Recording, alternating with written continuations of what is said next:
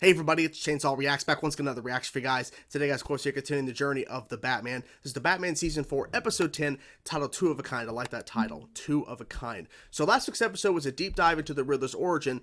Now, we haven't seen him much on the show, but now we understand why he is who he is today, the Riddler, because he was basically betrayed, and he didn't know this. He was assuming it was this businessman, but it was actually his lab partner. I think her name was Julie or something like that. I think it was Julie, but anyways, he believed it was this business guy, who I think his name was Gorman, that reminded him of his father, which is not a good thing, and he blamed it all on him, even though certain things were, matching up essentially, and Batman even pointed out saying, that doesn't make sense, like, that doesn't tie in, like, how would a business guy know how to malfunction and mess up with your machine or whatever, this device that you put on your head, and helps you with memory and helps you, like, remember things quickly, and so you have more, I guess, brain capacity. I'm not 100% sure, memory capacity.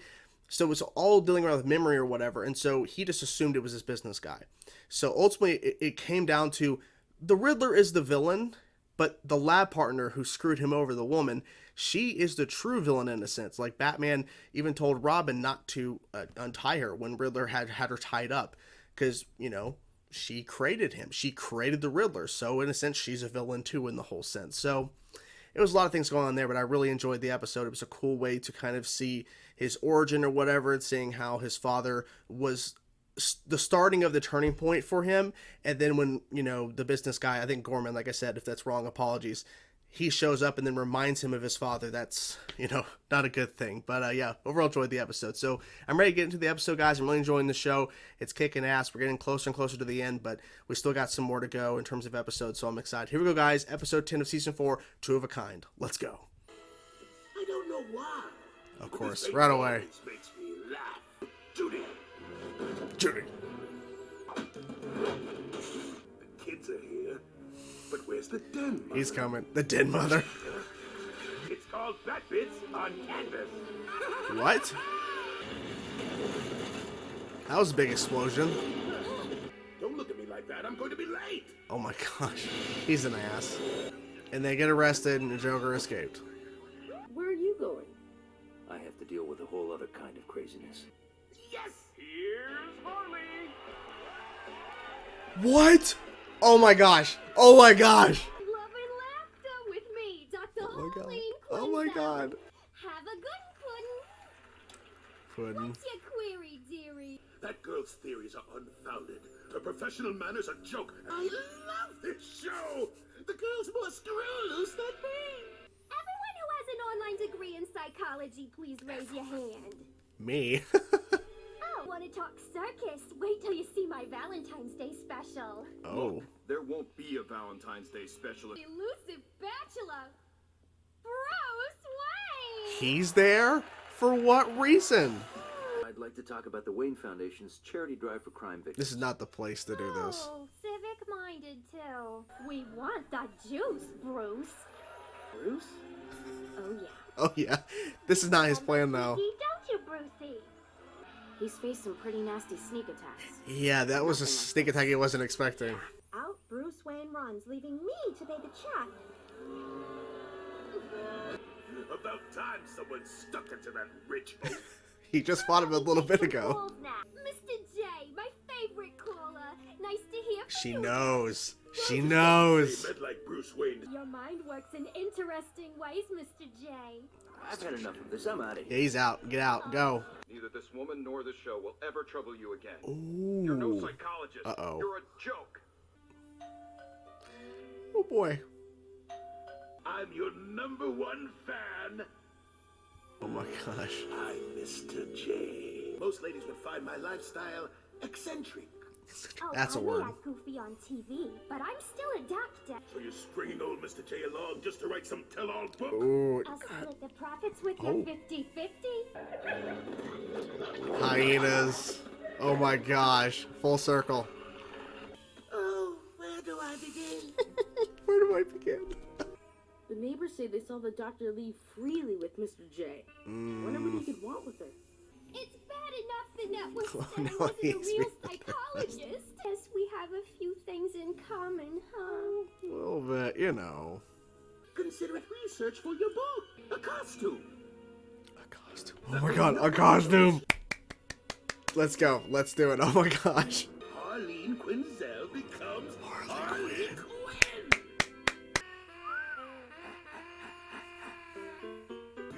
gal and I'm your fella. Just a pea in your frock, come yeller. I don't care who thinks we're silly. You be daffy and I'll be dilly. We'll order up 2 bowls of chili. Dance. You be daffy and I'll be killing. I love this. 2 bowls of chili. Set the woods on fire. Ooh. Interesting. Has anyone ever survived a night out with you? First time for everything. It's the first time. Dr. Quinzel? Mm-hmm. Call Yep. me Harley Quinn, a third wheel. A third wheel. A little trick I borrowed from Penguin. What to say? Sent him a fit. Setting the world on fire. The Doctor has been sporting a new look while keeping time with Gotham's most wanted wacko. She was a sad, needy It's like a Dr. person Phil, who kinda. tried to fill the void. You big phony. She not like a giant hammer. Be my Valentine's special. Oh my gosh. It's the time that was stolen. Ready. That's what I want. To get even with those Yeah. jerks. I was trying to help people and now I'm the bad guy. They should all suffer. Oh, now she's turned. Yep. Sounds He like loves a it. hoot. Hey, Doc. I got a text. She's here. Harley's back. for the Harley's special back. farewell show. Wow. That's right, Puddin'. Puddin', I going love to that. set the I love record this. straight. When animals attack people I hate. It's a comedy. Oh, it's a comedy. Okay.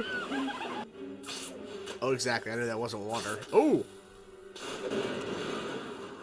Don't go too far. Oh. I've indulged you only because it amused me. I can never stay that cute. Don't move. Very funny.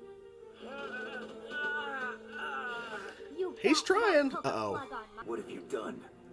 They sent me down in flames. So So you're gonna do the same returned thing. them a favor. Ooh. Careful. Oh, shit. Ooh. Watch out. Ooh. Good job. Is he gonna save her? So long, little Harley Nope. Quinn. It's been fun. He's gonna make a decision. He's gonna save her. Yep. The Joker doesn't care about anyone but himself. Exactly. He never has, and he never will. That was fun while it lasted. Hopefully you see her again. Keep smiling. This episode, guys, was fantastic. Oh my god, I loved it so much. And honestly, this might be one of the best episodes of the show so far. It was that damn good. Real fast before we dive into my overall thoughts about the episode, because I really loved it. A lot of things to say for sure. I looked at the credits of the episode. It was not Arlene Sorkin voicing Harley in the episode, and she was the original voice actor for Harley Quinn. It was Hynden Walsh. I'm probably butchering that first name. Apologies.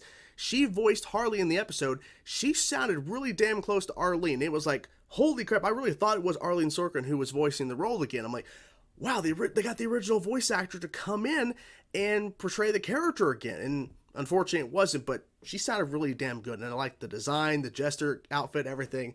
So here's what I liked about how they went about Harley in this iteration of the lore of the Batman in terms of the continuity and everything, is that it is a psychiatrist in a sense, but she was on TV and giving apparently bad advice, and she turned the show into something that it wasn't really supposed to be, based off the business guy or whatever saying that, you know, you're supposed to be helping people and all that kind of stuff, and she went the route of doing a little bit differently. And so Joker loved the fact that she was giving advice that wasn't traditional, and he was just like, you know, this is so in his wheelhouse because he's watching her give bad advice. We had that whole thing where a mom called or whatever because she gave advice to some girl or whatever, or some boy or something. But essentially, the mom freaked out, and so she hung up with the phone like, you're supposed to screen the calls. Like, so she's giving pretty bad advice, or the route that she's going is not traditional in a sense. So I like the fact that they switched that up there. And her number one fan, her favorite caller was Mr. J. And Sherry was saying puddin' during her show. So they were already kind of setting that up. And so the fact is, she's like, Mr. J. Like, she was already infatuated by this guy on the phone. Not realizing Mr. J was Joker. She had no idea. But I would think by this point, would Joker, like, taking over broadcast television at one point in the show, and he's hijacked television networks in the past in this show, and he's been, around, and you can hear his voice. I would think that she would recognize the voice. Bruce did when he was there, because I don't know why he even went there to promote something that was completely off topic than her show. But she, of course, tricked him and everything and brought that woman out who was left to pay the bill, because he had to go be Batman, but he couldn't say that. You know what I'm saying? So it was a good setup. So Joker's Punchin', what was the other name? Punchin' Judy or something? I forget the names of his henchmen he had in the show, but they were once again, left in the dust. They were arrested, and then of course the whole setup with the whole Harley and everything. So he wants to pay her a visit, because she gets fired live on air after basically tricking Bruce Wayne and everything into coming on the show, talking about one thing, but actually no, it's about the secret life, your love life or whatever. Let's talk about all the juicy details.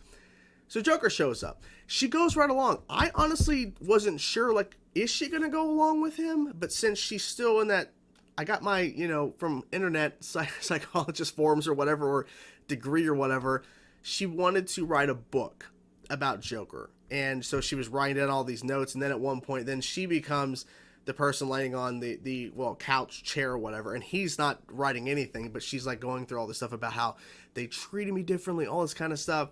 And Joker's using that to his advantage, because then he's like, well, let's go out. Let's go out on the town, and let's, so you can, it's research. Here's a costume, and it's the classic Harley costume. And honestly, the design was really good. I really like the design of Harley Quinn's outfit. Of course, it's very, very close. It's obviously slightly different, not color-wise, but design-wise, versus the original Harley look from the original Batman the Animated Series, her first, of course, appearance, where she was created. So they paid a lot of homage to that, obviously, because they could have went a little bit of a different route. They could have maybe went some different gesture colors, but they went traditional classic, but then obviously changed it up to fit more in line with the show and kind of the outfits that we've kind of seen of villains. She ultimately became a villain towards the end of the episode, but it was research purposes, but he knew what he was doing. The whole segment of the song, and then eventually she starts singing along, was probably the highlight of the episode. It was so, I was dancing, I was getting into it. It was so catchy. It was so good. I like the fact that she was slowly turning, whatever, and then they had a little hint of this, because this show really couldn't dive too much into the true dynamic of Harley and Joker's dynamic or relationship, or in a sense, lack thereof in terms of Joker's side of things, because Harley is just infatuated with Joker, and so she just takes the abuse and takes, the fact that she's getting thrown around her. We saw a little bit of that, because he ultimately didn't care for her that much, but then at kind of the end, maybe there's something else, because he was in love with that Jester outfit. And then when they're at the TV station, and then there was that one guy that looked like a version of Dr. Phil, and she, jumps in. She has these heart-shaped grenades, and she's hosting her own variety show or whatever. Her a last broadcast show has the hyenas, which was a nice touch, because the hyenas were introduced a long time ago, so now it's coming full circle. And I mentioned that in the reaction, full circle. Got Harley, and now we have the hyenas, so now it all works together. But then we see, like I was saying, that a little bit of the dynamic of Joker and Harley's relationship, which they dive into, and I actually started not rewatching, but continuing, because I've not seen past season 1, the Harley Quinn show, which really dives into Joker and Harley's, bad relationship and the dynamic of her getting out of there. So they could do that with it being, TVMA. It's on my screen right now, so I'm pointing at it over here. But for this, they have where Harley says to go take Batgirl to do something, and he's like, "You're not gonna tell me what to do. I've only dealt with your stuff because I was amused by it. You're not gonna boss me around." And then she's like, "I'm sorry." He's like, "I couldn't stay mad at you." And she's like, all happy. It's like the dynamic. And then when there's Batman and Robin who land, he pushes her away, right? So he wasn't gonna save her. He didn't save his original henchman, who's been around for a long time in the show. Why would he save her?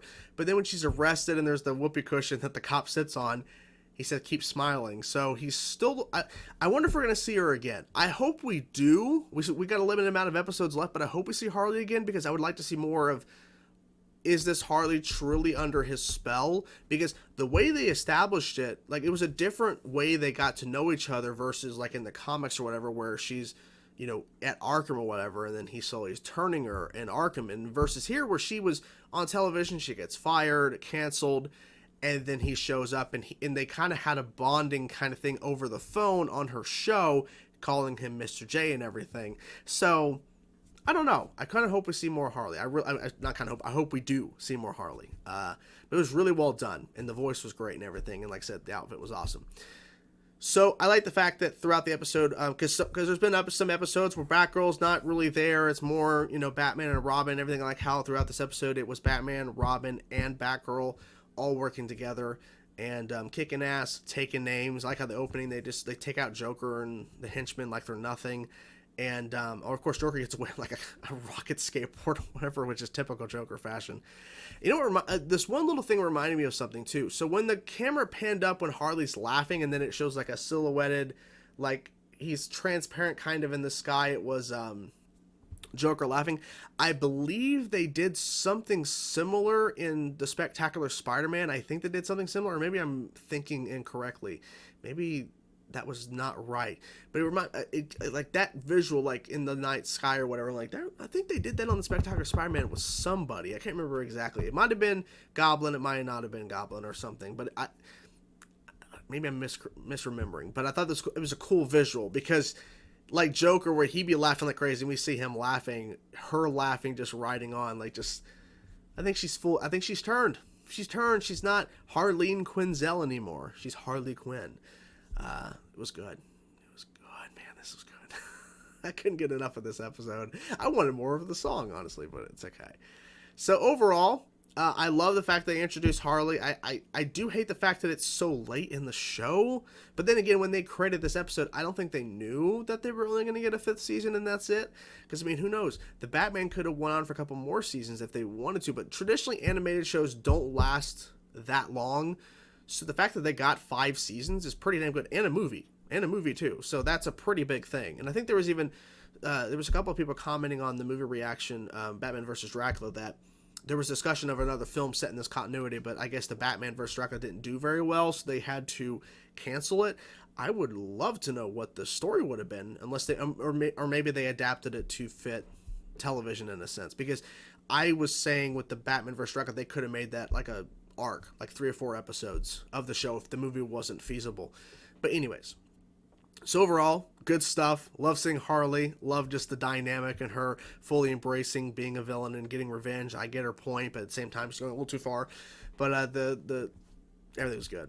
Everything's good. Can't get enough of this show. And it's going to be unfortunate when it ends, because it's been a fun ride and we still got some left, so that's good. But I don't want it to end. I want the show to keep continuing. So anyways, hope you guys enjoyed the video. I'm curious to know what you guys thought about this episode, what you thought about Harley Quinn in the show. Whatever thoughts you have, guys, please let me know in the comments below. Hope you guys enjoyed the video. I'll talk to you guys soon. Peace out.